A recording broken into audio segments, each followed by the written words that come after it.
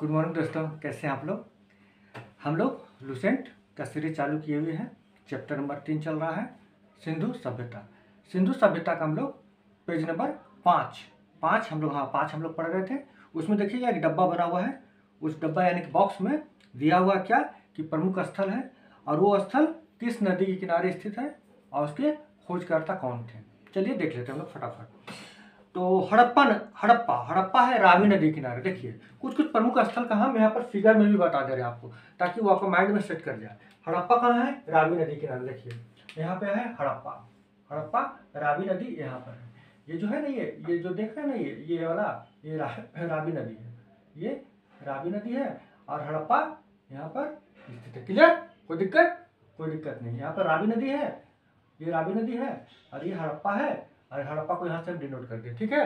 देखिए दूसरा क्या है? मोहनजोदड़ो कहाँ है? सिंधु नदी किनारे। देखिए सिंधु नदी कहाँ से? यहाँ से निकलता है, जैसे कि पता आपको, यहाँ से निकलेगा और ऐसे होते हुए यहाँ के अरब सागर में गिर जाता है। तो यहाँ पर सिंधु नदी है। देखिए सिंधु नदी यहाँ पर है। सिंधु नदी किनारे क्या है? मोहनजोदड़ो है। मोहनजोदड़ो यहाँ पे हड़प्पा था। क्लियर? यहाँ पे हड़प्पा यहाँ पे मोहनजोदड़ो। तो कुछ प्रमुख स्थल को हम लोग एकदम लोकेशन वाइज देखते रहेंगे। और ये सिंधु नदी है और रावी नदी किनारे कौन था? हड़प्पा हर रावी। याद रखिए, हर रावी, हड़प्पा रावी। ठीक है। मोहनजोदड़ो सिंधु। कभी कभी कंफ्यूजन हो जाता है कि हड़प्पा सभ्यता को सिंधु घाटी का सभ्यता भी कहते हैं, तो हड़प्पा को सिंधु नदी किनारे आदमी खड़ा कर देता। नहीं, हड़प्पा रावी नदी किनारे, हर रावी याद रखिएगा। अब मोहनजोदड़ो जो है, मोहनजोदड़ो वो सिंधु नदी किनारे है ना। ठीक, आगे देखते हैं हम लोग। मोहनजोदड़ो का एक छोटा भाई है चहुंदड़ो, बताया था चहुंदड़ो देखिएगा यहाँ पर है। चहुंदड़ो यहाँ पर है। ये भी किस नदी किनारे है? तो ये भी आपका सिंधु नदी किनारे है। यानी सिंधु नदी के उस छोर पे कौन है? मोहनजोदड़ो। और इस छोर पे कौन है? चहुंदड़ो। ठीक है। उसके बाद देखिए कालीबंगन है। कालीबंगन घग्गर नदी किनारे। कालीबंगन यहाँ पर है। कालीबंगन यहाँ पर है। यहाँ पर कालीबंगन है और यहाँ पे घग्गर नदी। यहाँ पर याद रखिए कालीबंगन। ठीक है। कहाँ पर है? यहाँ पर है। ये जो साइन यहाँ पे दिख रहा है ना, ऐसा इंडिया का, बस ऊपर जाइएगा, यहाँ पर है। ठीक है। कोटदीजी सिंधु नदी किनारे। कोटदीजी भी कहाँ है? सिंधु नदी किनारे। कोटदीजी देखिए यहाँ सिंधु नदी किनारे। ये सिंधु नदी है ना, इसी के इधर मोहनजोदड़ो है, इधर कोटदीजी है और कोटदीजी के बगल में चहुंदड़ो है। ठीक है। तो सब तीनों के तीनों, यानी कि याद रखने का चीज है क्या कि सिंधु नदी के किनारे तीन तो एकदम आपको याद रखना है। कौन कौन? मोहनजोदड़ो को, चहुंदड़ो को। तो बोलने में दोनों एक जैसा लगता है, मोहनजोदड़ो और चहुंदड़ो दोनों सिंधु नदी किनारे है। और कोटदीजी यानी मोहनजोदड़ो, चहुंदड़ो, कोटदीजी, ये तीनों क्या है? ये तीनों सिंधु नदी किनारे है, आसपास में फैला हुआ है। ठीक है। रंगपुर वो मादर नदी किनारे। रंगपुर कहाँ है? मादर नदी किनारे है। रोपड़ सतलज नदी के किनारे। देखिए रोपड़ बहुत ही इंपॉर्टेंट स्थल है। रोपड़ ये सतलज नदी किनारे है। देखिए रोपड़ यहाँ पर है। इसको यहाँ पर डिनोट किया जगह नहीं था, यहाँ पर डिनोट किए हैं। रोपड़ यहाँ पर है और ये सतलज नदी जाकर फिर सिंधु में जाकर मिल जाता है। ठीक है ना। ये सतलज नदी।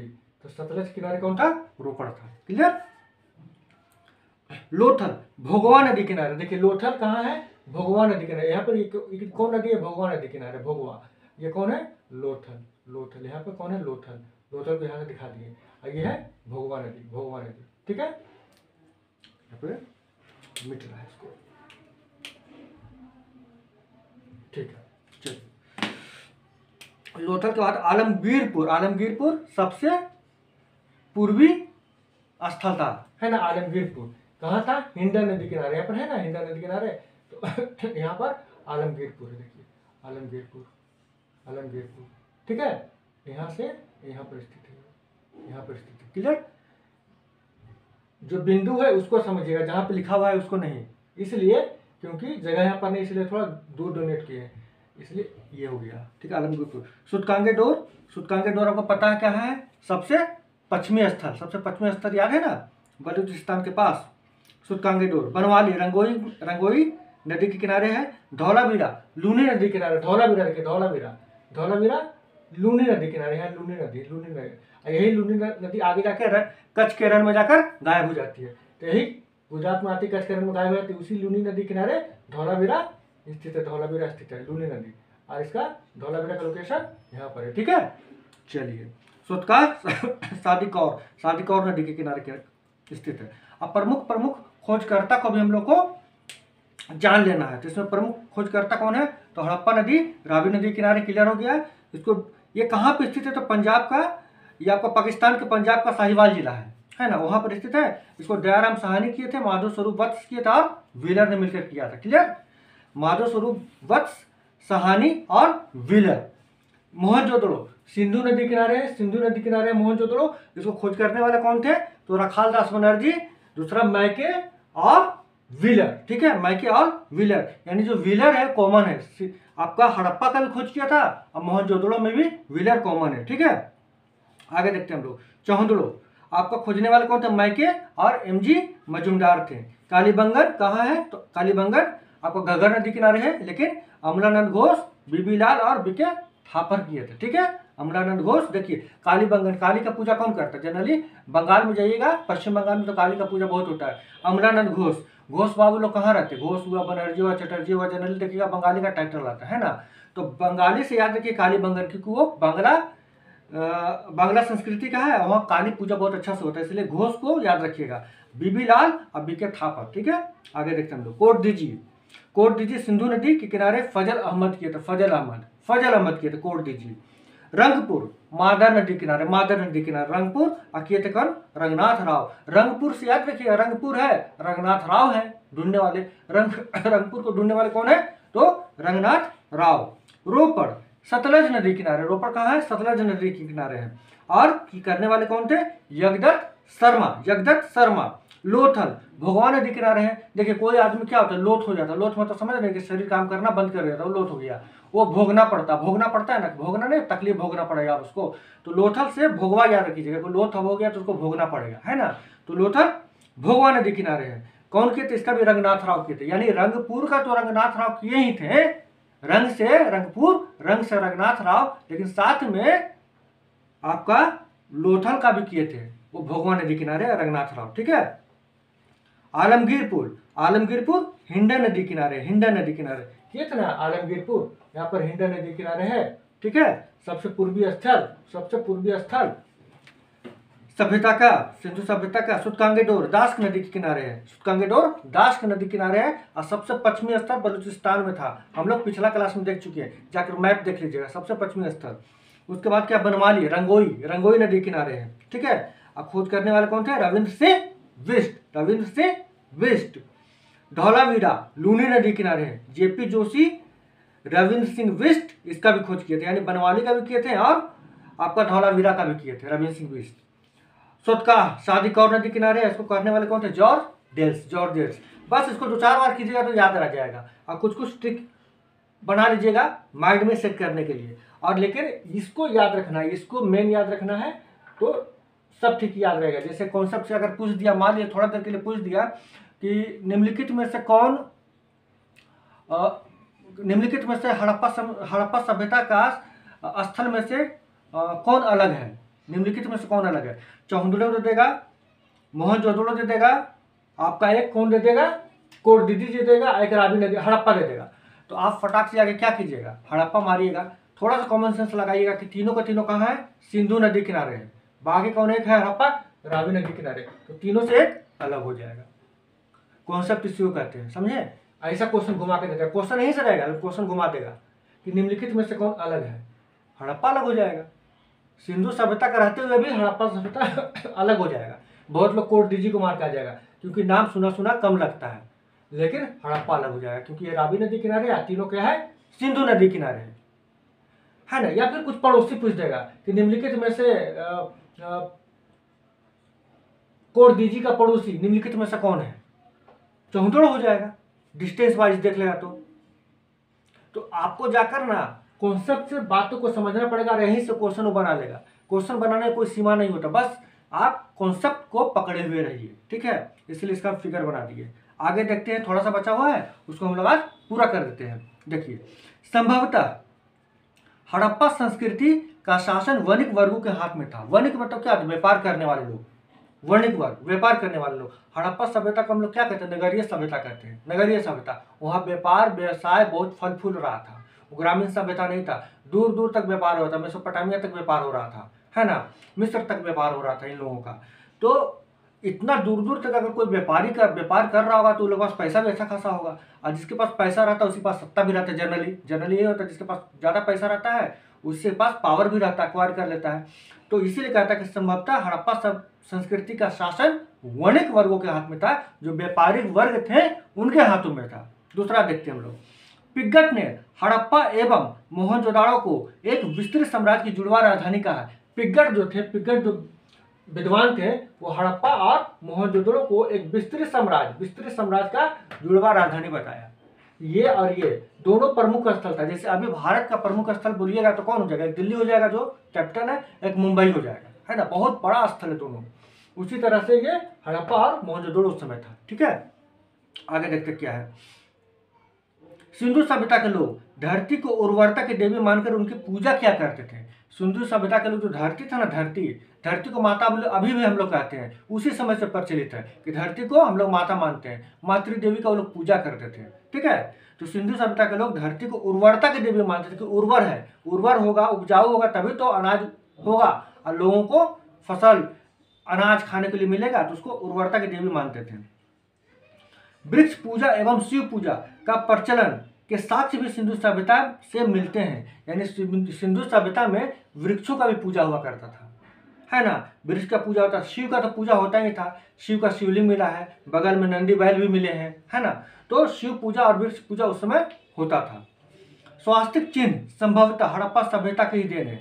इस चिन्ह से सूर्योपासना का अनुमान लगाया जाता है। सिंधु घाटी के नगरों में किसी भी मंदिर का अवशेष नहीं मिला। यानी स्वास्तिक का जो चिन्ह, हम लोग जो अभी भी कुछ नया चीज़ खरीदते हैं, कार खरीद लिए, मोटरसाइकिल खरीद लिए, या घर का कोई भी सामान खरीदते, एवं चूल्हा भी खरीदते हैं, तो हम लोग स्वास्तिक का चिन्ह बनाते हैं, या शुभ पूजा कुछ करते हैं तो स्वास्तिक का चिन्ह बनाते हैं, है ना, वो शुभ का प्रतीक है, वो शुभ का प्रतीक है। वो सिंधु सभ्यता से अभी तक उसको हम लोग फॉलो कर रहे हैं। समझ लीजिए कि जनरेशन से कितना जनरेशन बीत गया है, लेकिन उस चीज़ को सिंधु सभ्यता से हम लोग अभी तक फॉलो कर रहे हैं। ये सूर्योपासना, यानी सूर्य का उपासना करते हैं हम लोग, सूर्य का हम लोग उपासना करते हैं, इसका चिन्ह से ये प्रतीक होता है। सिंधु सभ्यता में मातृ देवी की उपासना सर्वाधिक प्रचलित थी। मातृ देवी यानी हम लोग तो आगे पढ़े ही थे पिछला क्लास में कि एक स्त्री का मूर्ति बना है, उसके गर्भ से पौधा का निकलता हुआ दिखाया गया, तो मातृ देवी का ही वो तो प्रतीक है। तो मातृ देवी का वो लोग पूजा किया करते थे, यानी मातृ सत्तात्मक समाज था, यानी कि औरतों का, महिलाओं का समाज में अच्छा खासा पकड़ था। ठीक है, पशुओं में कुबड़ वाला सांड इस सभ्यता के लोगों के लिए विशेष पूजनीय था। शिवलिंग मिला था, शिवलिंग के बगल में आपका नंदी बैल मिले थे, कुबड़ वाला सांड वही तो थे। तो ऑब्वियसली जब शिवलिंग का पूजा होता था तो उनका भी पूजा होता था, तो वो क्या थे, बहुत ही पूजनीय थे, बहुत ही पवित्र पशु थे। स्त्री मृण मूर्तियां अधिक मिलने से ऐसा अनुमान लगाया जाता है कि सिंधु सभ्यता मातृ सत्तात्मक था, है ना। देखिए, मिट्टी का बहुत सारा उस समय सिंधु सभ्यता के समय में मिट्टी का बहुत सारा महिलाओं का, स्त्रियों का मूर्ति मिला है, और मूर्ति का इतना मात्रा, इतना संख्या ज़्यादा कि इससे पता चलता है कि समाज क्या होगा, मातृ सत्तात्मक होगा, यानी माताओं का ज़्यादा, महिलाओं का ज़्यादा समाज पर पकड़ होगा। इसीलिए तो मूर्ति मिल रहा है, महिलाओं का ज़्यादा से ज़्यादा मूर्ति मिल रहा है ना। तो इससे पता चलता है कि समाज क्या होगा, मातृ सत्तात्मक होगा। सैंधववासी सूती एवं ऊनी वस्त्रों का प्रयोग करते थे, यानी सैंधववासी जो थे सूती का तो प्रयोग करते थे, इससे मतलब उनको कपास से परिचित हो चुके थे, वो कपास से परिचित हो चुके थे, और ऊनी वस्त्रों का भी प्रयोग करते थे। यानी कि ऊन किससे निकलता है, भेड़ वगैरह से, भेड़ वगैरह से नहीं ऊन निकलता है, तो उससे भी परिचित होंगे। प्रश्न यहीं से घुमाएगा कि सिंधु सभ्यता के लोग किस जानवर से परिचित नहीं थे या थे, उसमें भेड़ भी दे देगा। बुक में तो कहीं नहीं लिखा हुआ है भेड़ के बारे में, लेकिन आपको वहाँ पर दिमाग लगाना पड़ेगा क्या कि सूती वस्त्र के साथ साथ वो लोग ऊनी वस्त्र का भी प्रयोग करते था। तो ऊनी वस्त्र का प्रयोग करता था तो ऊन कहाँ से लाता होगा, भेड़ से लाता होगा, ज़्यादा तक चांस भेड़ का है, तो भेड़ वहाँ पर हम सही मार देंगे। नहीं भी जानकारी रहे तो भी यहाँ से आप कॉमन सेंस लगाकर वहाँ तक आंसर तक आप पहुँच सकते हैं। सिर्फ आपको इतना पता रह जाए कि वो कपास के साथ साथ ऊन का भी प्रयोग करते थे, बस वहीं से आप पता लगा लीजिएगा क्या कि किस जानवर का प्रयोग, किस जानवर का से परिचित होंगे कि नहीं होंगे। ठीक है, तो इसी तरह से इंटरलिंक किया जाता है प्रश्नों को। आगे देखते हैं। मनोरंजन के लिए सैंधववासी मछली पकड़ना, शिकार करना, पशु पक्षियों को आपस में लड़ाना, चौपड़ और पासा खेलना आदि साधनों का प्रयोग करते थे। यानी मनोरंजन का, मानव का तो प्रकृति होता है मनोरंजन करना, तो उसके लिए क्या करते थे वो लोग? मछली पकड़ते थे, चौपड़ खेलते थे, पासा खेलते थे, और भी बहुत कुछ क्या करते थे, पशु पक्षियों को आपस में लड़ाते थे। अभी भी देखिए गाँव वगैरह में जाकर तो मुर्गा को लड़ाया जाता है, केरल में चल जाएगा तो जानवरों को लड़ाया जाता है, जल्लीकट्टू, है ना। तो ये सब अभी भी ये सब चल रहा है, उस समय भी चला करता था, मनोरंजन का ये सब साधन था। सिंधु सभ्यता के लोग काले रंग के डिजाइन किए हुए लाल मिट्टी के बर्तन बनाते थे। काले रंग का डिजाइन किया हुआ, मतलब कि समझिए कि बर्तन मान लीजिए ये ऐसे करके बर्तन है, ये लाल रंग का बर्तन है, कंप्लीटली लाल रंग का है, लाल रंग का बर्तन है ये लाल रंग का बर्तन है ना। और इसमें क्या किए वो काला रंग से डिजाइन कर दिए, काला रंग से इस पर डिजाइन कर दिए, इस तरह से। समझिए बात को। तो सिंधु सभ्यता के लोग काले रंग से डिजाइन किए हुए लाल मिट्टी के बर्तन, यानी पकाया हुआ बर्तन प्रयोग करते थे। ठीक है, आगे देखते हैं हम लोग। सिंधु घाटी के लोग तलवार से परिचित नहीं थे। लोहा से परिचित ही नहीं थे तो तलवार कहां से बना पाएंगे वो, है ना। तलवार बनाने के लिए क्या चाहिए था? लोहा चाहिए था। लोहा से वो परिचित नहीं थे, इसलिए तलवार से भी परिचित नहीं थे। तलवार से परिचित कौन हुए? तो वैदिक सभ्यता के लोग। इसलिए बहुत सारे विद्वान कहते भी हैं कि जब वैदिक सभ्यता के लोग, जो द्रविड़ आए, आर्यन आए और तलवार अपने साथ लेकर आए थे, वो तलवार उस समय के लिए बहुत बड़ा हथियार था, और जिसके कारण सैंधव सभ्यता के लोगों के साथ उनका जब मुठभेड़ हुआ तो वो नहीं सक पाए, क्योंकि वो लोहा से परिचित नहीं थे, तलवार से परिचित नहीं थे, और उन लोगों के पास बहुत ही तेज तलवार था। उस समय तलवार ही बहुत बड़ा हथियार हुआ करता था, है ना। जिसके पास तलवार है उसके पास बहुत बड़ा हथियार है। जैसे अभी के समय में मान लीजिए किसी के पास बहुत बड़ा बम है, हाइड्रोजन बम है, परमाणु बम है, तो वो बहुत ज़्यादा शक्तिशाली देश है। इसी तरह उस समय के लोगों के पास हथियार ज़्यादा है तो वो शक्तिशाली थे, तलवार। तो तलवार से परिचित सिंधु सभ्यता के लोग नहीं थे, क्योंकि वो लोहा से परिचित नहीं थे। सिंधु सभ्यता के ऐसा भी तो उसको ताम्र पाषाण या ताम्र सभ्यता कहते हैं, कांस्ययुगीन सभ्यता कहते हैं। लोहा का तो आविष्कार हुआ नहीं था उस समय, ढूंढ नहीं हुआ था, उसमें ढूंढा नहीं गया था। आगे देखते हैं। कालीबंगन एकमात्र हड़प्पाकालीन स्थल था जिसका निचला शहर सामान्य लोगों के लिए रहने हेतु भी काले रंग से घिरा हुआ था। कालीबंगन का अर्थ होता है काली चूड़ियां। यहाँ से पूर्व हड़प्पा स्तरों से खेत जोते जाने और अग्नि पूजा का प्रमाण मिलता है। देखिए जो कालीबंगन था, कालीबंगन यहाँ पर कालीबंगन है, देख लीजिए यहाँ पर कालीबंगन है, ये कालीबंगन है, ठीक है, कालीबंगन, ठीक है, कहाँ है? घग्गर नदी के किनारे। तो कालीबंगन में देखिए उसमें हड़प्पा सभ्यता में कैसा शहर बसाया जाता था, नगर ऐसा रहेगा, मान लीजिए ऐसा है, ऐसा है, ठीक है ना। तो जो निचला रहता था ना, निचला घर मान लीजिए इस टाइप से निचला घर है, निचला घर ये सब सामान्य लोग रहता था। और ऊपर का घर में कुछ विशेष लोग रहते थे, थोड़ा अमीर लोग या वणिक वर्ग, या फिर जिनका सत्ता में ज्यादा दखल हो, पावर जिसके पास ज्यादा हो, है ना, वो लोग रहते थे, ठीक है, ऊपर में। इसका रीजन क्या था? इसका रीजन था कि सारे सभ्यता के जितने भी स्थल देखिएगा सब नदी किनारे हैं। और अगर बाढ़ अगर आएगा तो सबसे पहले सामान्य लोग नुकसान में जाएंगे, लेकिन उच्च वर्ग के लोग सुरक्षित रह जाएंगे। हर सभ्यता में, हर समाज का ये नियम है कि अगर तकलीफ होगा तो सबसे पहले किसको झेलना पड़ेगा? गरीब को।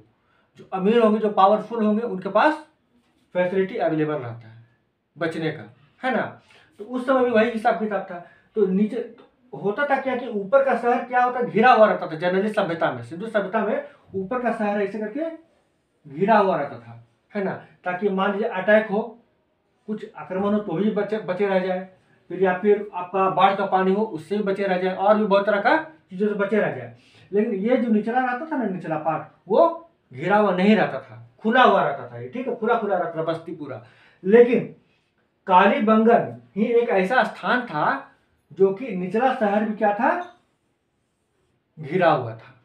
यही कहना चाह रहा है, निचला शहर भी क्या था? जो सामान्य लोगों के लिए था वो भी घिरा हुआ था। और यहीं से आपको क्या मिलता है? जुता हुआ खेत का निशानी मिलता है, अग्नि पूजा का प्रमाण भी मिलता है, यहीं से मिलता है आपको, ठीक है।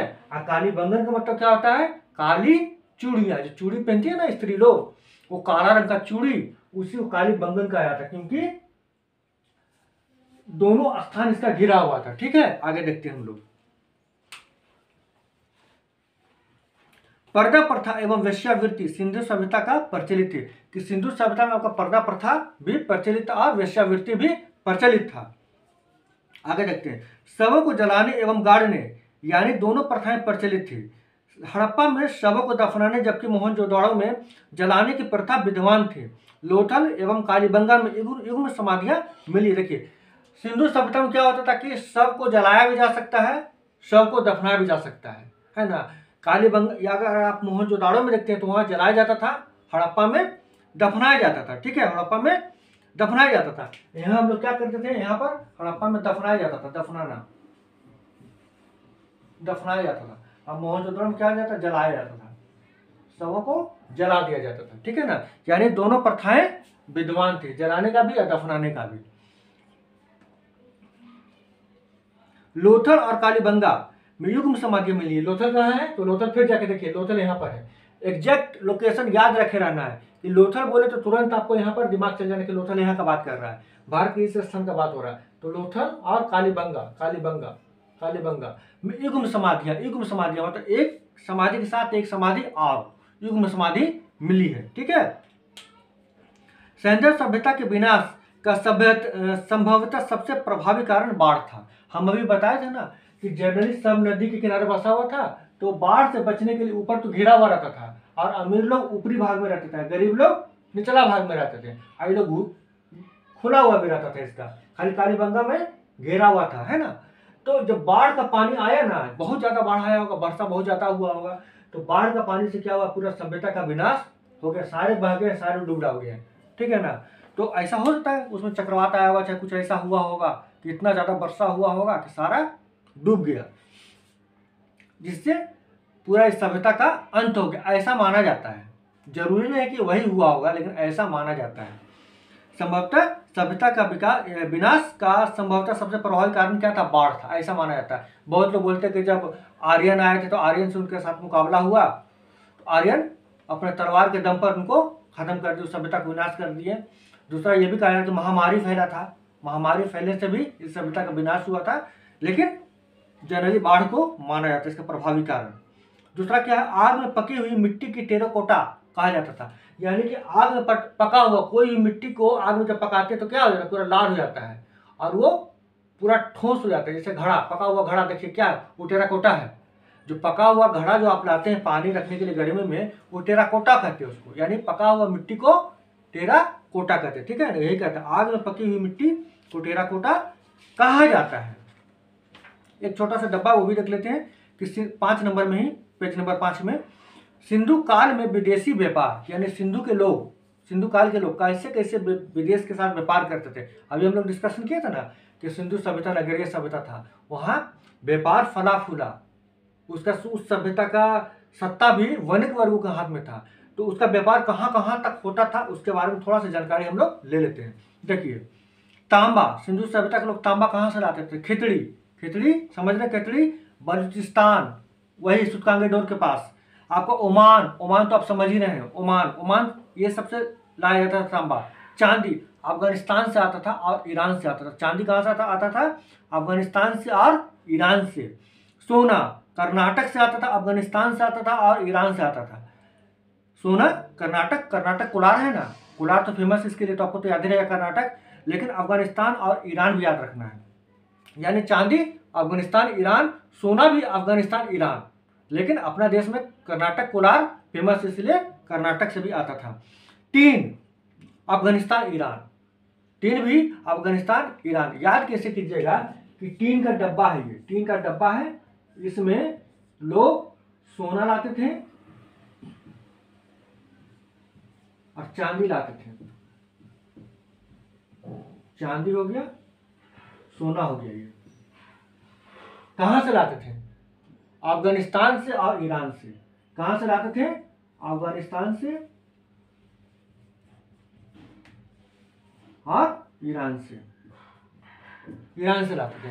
यानी अफगानिस्तान ईरान से सोना, चांदी और टीन का तो डब्बा ही है, टीन का डब्बा। टीन का डब्बा है तो टीन का डब्बा में भर के क्या लेते थे, चांदी या सोना लाते थे। कहाँ से? अफगानिस्तान, ईरान से, ठीक है ना। लेकिन सोना में थोड़ा याद रखिएगा, सोना भारत में कोलार फेमस है, कर्नाटक में, तो कर्नाटक, एक कर्नाटक, सोना में कर्नाटक को भी याद रखिएगा, कर्नाटक। बाकी सब वही अफगानिस्तान है, ईरान है, कॉमन है, ठीक है। टीन का डब्बा याद रखिएगा, बस याद रखने के लिए, ध्यान में रखने के लिए कि इस सभ्यता के लोग कैसे लाएंगे। टीन का डब्बा में सोना डाल दिए, चांदी रख दिए, और कहाँ से लाए? तो अफगानिस्तान और ईरान से लाए, और सोना कर्नाटक का कोलार से भी लाते थे, ठीक है। यानी टीन, सोना, चांदी अफगानिस्तान, ईरान से लाते थे, और सोना कर्नाटक से भी लाते थे। क्लियर? आगे देखते हैं हम लोग। गोमेद सौराष्ट्र से लाते थे, सौराष्ट्र, गोमेद सौराष्ट्र से लाते थे। लाजवर्द मेसोपोटामिया से लाते थे। मेसोपोटामिया कहाँ है? इराक, इराक है ना। लाजवर्द मेसोपोटामिया से लाते थे। और सीसा ईरान से लाते थे। सीसा कहाँ से लाते थे? ईरान से लाते थे। ऐसे भी कहा जाता है कि जो आयना का आविष्कार हुआ था ईरान ही लोग किया था। आयना जो है ना, आयना, वो ईरान से आया था। हम लोग पहले कैसे करते थे, तो पानी में चेहरा देखा जाता था, कुछ इस टाइप से देखा जाता था, है ना। लेकिन आपका शीशा जो है, पॉलिश किया हुआ शीशा जिसका हम लोग उपयोग करते हैं, वो ईरान से आया था। तो शीशा से आप ईरान याद रखिएगा ही रखिएगा। तो इस तरह से हम लोग आज ये पूरा सिंधु सभ्यता को क्या किए, समाप्त कर दिए, है ना। आगे नेक्स्ट बार हम लोग क्या देखेंगे? वैदिक सभ्यता देखने वाले हैं हम लोग। नेक्स्ट बार वैदिक सभ्यता देखने वाले हैं। और इस तरह से ये आपका चैप्टर नंबर 3 समाप्त हो गया है। तो इसको आप फिर से एक बार रिवाइज कर लीजिए, कहीं दिक्कत हो तो आप कमेंट कर लीजिए। और इसी तरह से हम लोग आगे पढ़ते रहेंगे साथ साथ, और आगे बढ़ते रहेंगे। तो ठीक है दोस्तों, आज के लिए बस इतना ही। फिर अगला क्लास में मिलते हैं एक नया टॉपिक के साथ।